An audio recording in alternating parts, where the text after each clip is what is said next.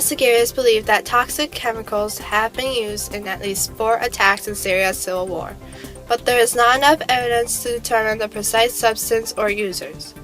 A report to the UN Human Rights Council on Syria's violations has accused both sides of committing war crimes. The government forces are accused of committing torture, rape, forcible displacement, and enforced disappearance. The rebel forces are accused of sentencing, executing, committing torture, taking hostages, and pillaging. The report warned that the transfer of arms would increase the risk of violations and lead to more civilian deaths and injuries. There are allegations of government forces using chemical weapons in 4 instances, but it's possible for rebels to be using them too. War crimes and crimes against humanity have been a daily thing in Syria. The number of victims have soared tremendously. There is a cost to the new availability of weapons.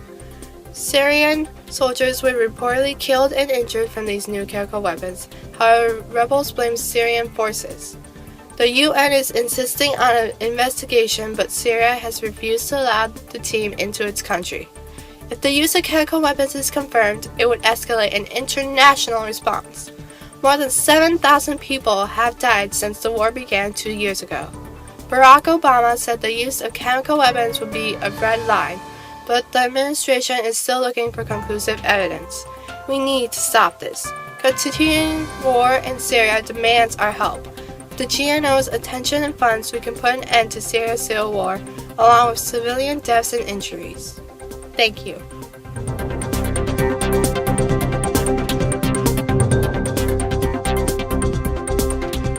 After North Korean ruler Kim Jong-il's death in December of 2011, his son Kim Jong-un, who at the time was 28, took his position in office as the new supreme ruler of North Korea. Since then, he has been building up North Korea's dismal nuclear arsenal, and since he is such a loose cannon, it is not safe to have these weapons of mass destruction in the hands of such a man, because whether describing his meeting with Obama and Yoon-hee as a prelude to war, or threatening to turn the capitals of both South Korea and, more importantly, the United States into a sea of flames, this bombastic leader's exorbitant rhetoric continues to skyrocket, and the art of crisis escalation seems to have become a routine chore for the leadership in Pyongyang. North Korea's propaganda machine seems to be turning out more and more material to prepare the country for a war, with the North Korean Central News Agency using words like nuclear and war much more often than the terms opposite of that, such as peace and disarmament. In the past, North Korea's nuclear rhetoric was about as predictable as the tide, aggressive yet with margin for error to pull out before the war actually started. Very much the tactic of barking but not necessarily having to bite. Kim Jong-il is extremely masterful at this tactic, using rhetoric and threats to get what it wants for peace negotiations. It is an extremely clever concept that Kim Jong-un has not quite mastered yet.